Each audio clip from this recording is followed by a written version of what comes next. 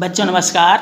बच्चों आज हम पढ़ेंगे कक्षा 10वीं गणित में ज्यामितीय आकृतियों में समरूपता, सिमिलरिटी इन ज्योमेट्रिकल शेप्स। बच्चों जब दो या दो से अधिक ज्यामितीय आकृतियाँ जिनकी आकृति समान होती है किंतु उनका आकार अनुपातिक होता है, समरूप आकृतियाँ कहलाती है। जैसे त्रिभुज ABC A1 B1 C1 ये समरूप त्रिभुज है बच्चों। इसको हम इस प्रकार लिखेंगे ABC समरूप A1 B1 C1।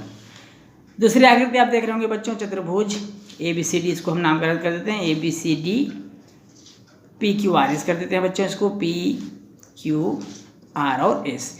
ये दोनों आकृतियाँ समरूप है। अब हम इसको इस प्रकार लिखेंगे बच्चों कि चतुर्भुज ABCD समरूप है चतुर्भुज PQRS के। यहाँ हमने देखा बच्चों जब दो या दो से अधिक ज्यामितीय आकृतियाँ जिनकी आकृति समान होती है, आकृति समान तो दिख रही बच्चों किंतु आकार छोटे बड़े हैं, अनुपातिक हैं, इसलिए यह कहलाएगी समान आकृतियाँ, समरूप आकृतियाँ। यहाँ हमने दो चीज़ें देखी बच्चों। नंबर एक कि इनके जो कोण है जिसको बोलते हैं हम संगत कोण बराबर है, जबकि संगत भुजाएं क्या है बच्चों, अनुपातिक है। तो समरूपता की शर्तें क्या क्या हो गई बच्चों? समरूपता की शर्तें नंबर एक, पहला शर्त हमने जैसे कहा आपको, पहला कि संगत कोण बराबर होते हैं, संगत कोण बराबर होते हैं, पहला शर्त हो गया समरूपता की। अब दूसरा शर्त है समरूपता की बच्चों, दूसरा है संगत भुजाएं अनुपातिक होती है, संगत भुजाएं अनुपातिक होती है। इसको आप अच्छे से याद कर लीजिएगा, ये याद रहना चाहिए, ये परीक्षा में पूछे जाते हैं, अनुपातिक होते हैं। यह है समरूपता की शर्तें। ये दो शर्तें होती है और ये दोनों शर्तों को जो पालन करे वो आकृतियाँ समरूप होती है। बच्चों आप देखते हैं स्केलिंग। जब किसी आकृति के आकार में ऐसा बदलाव छोटा या बड़ा किया जाए ताकि नई आकृति पहले जैसा ही रहे तो उसे हम कहते हैं बच्चों स्केलिंग। जैसे मान लीजिए हमें एक पेड़ बनाना है। क्या बनाना है बच्चों? एक पेड़ बनाना है हमको। ये इस तरह से हमने मान लीजिए एक पेड़ बनाया, ये हमने एक पेड़ बना लिया। अब मान लीजिए यहाँ तक की ऊंचाई इसकी 5 सेंटीमीटर है और यहाँ तक की ऊंचाई यहाँ से 7 सेंटीमीटर है। अब बताइए बच्चों कि क्या पेड़ 12 सेंटीमीटर के होते हैं या पेड़ की ऊंचाई 12 सेंटीमीटर हो सकती है? नहीं हो सकती। हमने स्केलिंग माना है, अर्थात हमने यहाँ पर क्या किया कि मान लीजिए हमने एक पैमाना लिया। पैमाना हमने क्या लिया बच्चों? यहाँ पर हमने पैमाना लिया कि 1 मीटर को 1 सेंटीमीटर मान लिया जाए। अब पेड़ की ऊंचाई 12 मीटर हो सकती है, 5 सेंटीमीटर बराबर 5 मीटर हो गया बच्चों, 7 सेंटीमीटर 7 मीटर हो गया। तो इसे कहते हैं कि आकृति में कोई परिवर्तन ना हो, ये पेड़ जैसा ही लगेगा आपको, पेड़ ही है, और हमने उसको छोटे रूप में प्रदर्शित कर दिया, बड़ी आकृति को छोटी आकृति में प्रदर्शित कर दिया। इसी प्रकार छोटी आकृति को बड़ी आकृति में भी प्रदर्शित कर सकते हैं। यही कहलाता है स्केलिंग। क्या कहलाता है बच्चों? स्केलिंग। अब आते हैं स्केल गुणक। स्केल गुणक दो समरूप आकृतियों के माप में विशेष अनुपात होता है जिसे हम स्केल गुणक कहते हैं। जैसे मान लीजिए 5 सेंटीमीटर की रेखाखंड को आपको 10 सेंटीमीटर करना है। क्या करना है बच्चों कि 5 सेंटीमीटर की जो रेखाखंड उसे आपको 10 सेंटीमीटर करना है। इसका मतलब है आपने क्या स्केल गुणक लिया?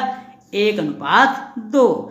अर्थात हमें ध्यान रखना होगा बच्चों, पहली बात ये ध्यान रखना होगा कि आकृति को बड़ा करना है तो स्केल गुणक 1 से बड़ा होना चाहिए। और जब हमेशा याद रखिएगा 1 से बड़ा होना चाहिए स्केल गुणक कब? जब आकृति को हमको बड़ा करना है।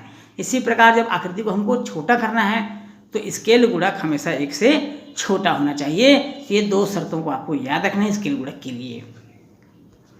अब हम देखते हैं बच्चों दो त्रिभुजों में समरूपता।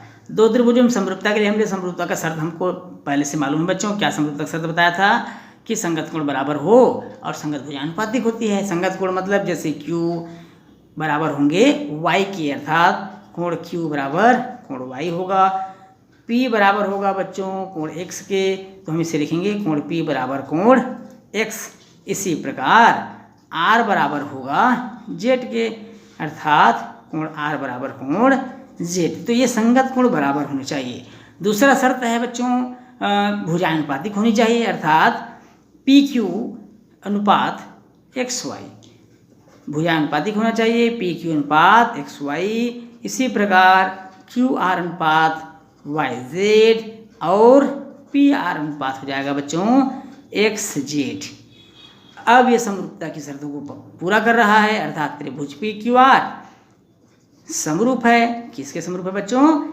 XYZ के। दोनों त्रिभुज आपस में क्या है? समरूप है। क्यों? क्योंकि संगत कोण बराबर है और भुजाएं अनुपातिक है। दो त्रिभुजों में समरूपता के लिए निम्न कसौटियां होती है। नंबर 1 बच्चों, पहला कौन कौन सी कसौटी होनी चाहिए? तो नंबर 1 कोण कोण समरूपता, अर्थात एंगल एंगल सिमिलरिटी। तो कोण कोण समरूपता पहला कंडीशन। दूसरा है बच्चों भुजा कोण भुजा समरूपता। तीसरी कसौटी होनी चाहिए त्रिभुज की समरूपता में भुजा भुजा भुजा समरूपता, अर्थात SSS सिमिलरिटी। ये होना चाहिए। तो ये इन कसौटियों पर अगर खरा उतर रहा है तो निश्चित रूप से दी गई आकृति क्या होगी बच्चों? समरूप होगी। क्या होगी? समरूप होगी। दो त्रिभुज बच्चों हमने देखा अभी कि PQR और समरूप था त्रिभुज XYZ के। XYZ के अभी देखा है बच्चों कि त्रिभुज PQR और XYZ क्या थे? समरूप थे।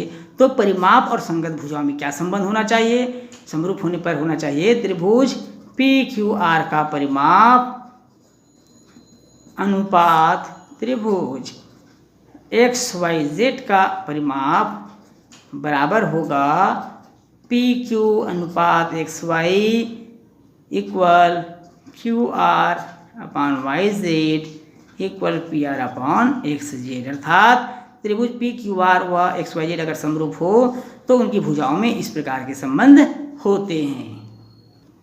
इसी प्रकार यदि त्रिभुज PQR समरूप हो त्रिभुज XYZ के, तब हम देखेंगे क्षेत्रफल और उनकी संगत भुजाओं में संबंध। किस प्रकार का संबंध होना चाहिए? तो त्रिभुज PQR का क्षेत्रफल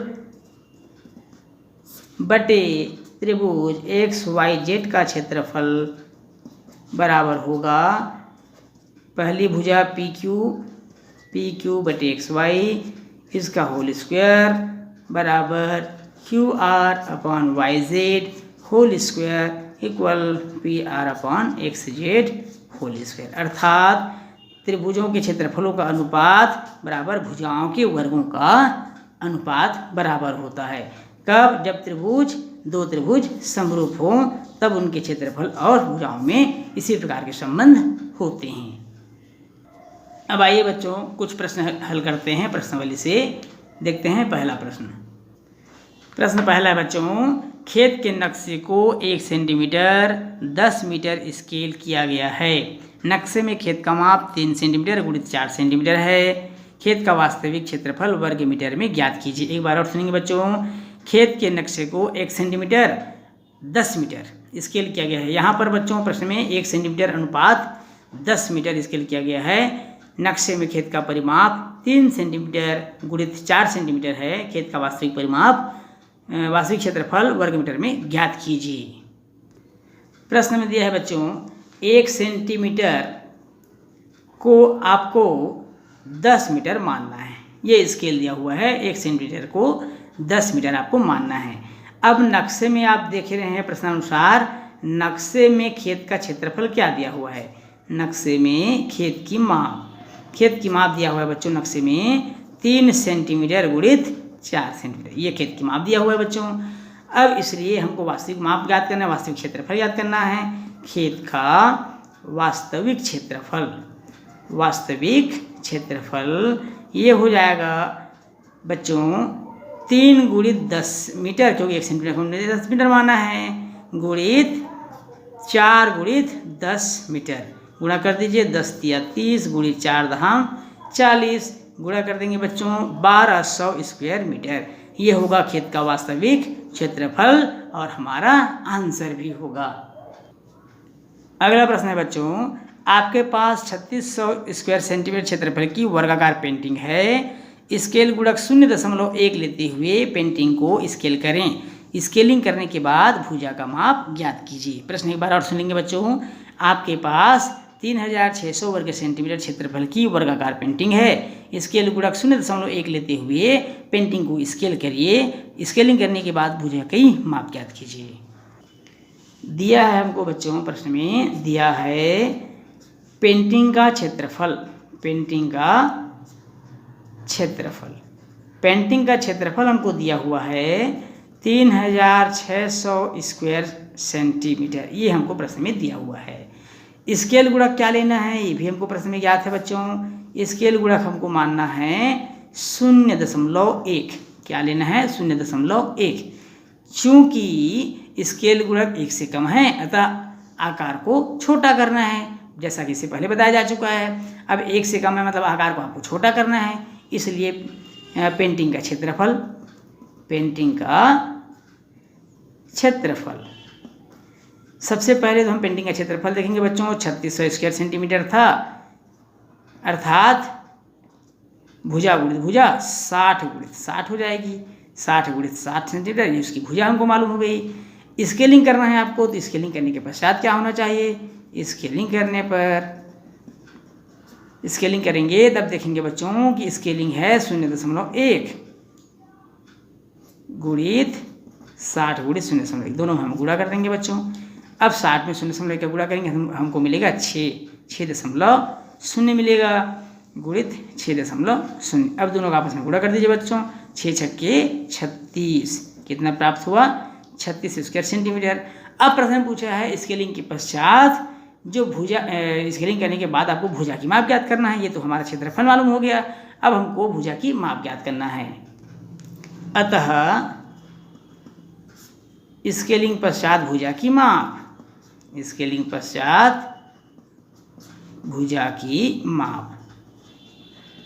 आपको मालूम है बच्चों 36 वर्ग सेंटीमीटर जो आपने ज्ञात किया वो क्षेत्रफल है, और वर्ग का क्षेत्रफल होता है भुजा गुणित भुजा, अर्थात 6 गुणित 6 सेंटीमीटर।